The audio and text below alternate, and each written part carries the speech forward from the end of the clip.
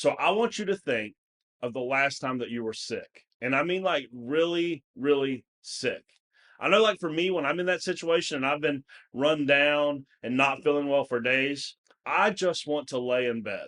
I just want to kick back, put my feet up, eat snacks, watch TV. The last thing on my mind is doing work.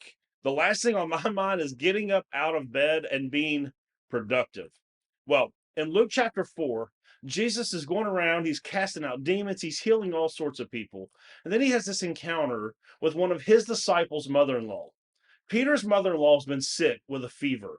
And Jesus comes over, and it's in Luke chapter 4, and this is what we read.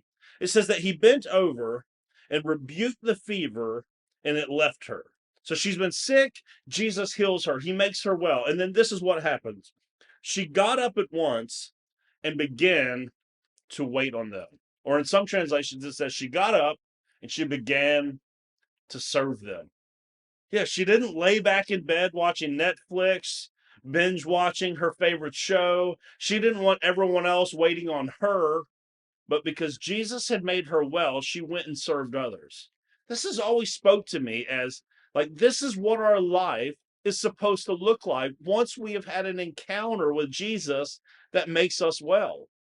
Once Jesus has made me well, once he has touched my life and changed me, the thing that I'm supposed to do, the thing that my life is about from that point on is about serving others. I remember this happening in my own personal journey with God. I remember when I got saved, immediately afterwards, I got involved in everything I could possibly get involved in.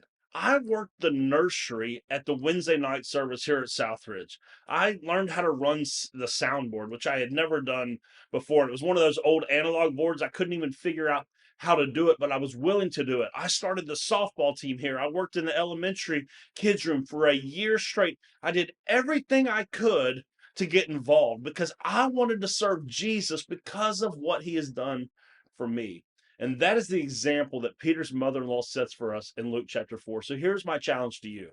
If you've had an encounter with Jesus that has changed you, it's time for you to put other people first. It's time for you to go out and to serve at your church, in your community, serve your spouse, serve your kids, serve your family. Make your life one of service if you have been healed and been touched by Jesus.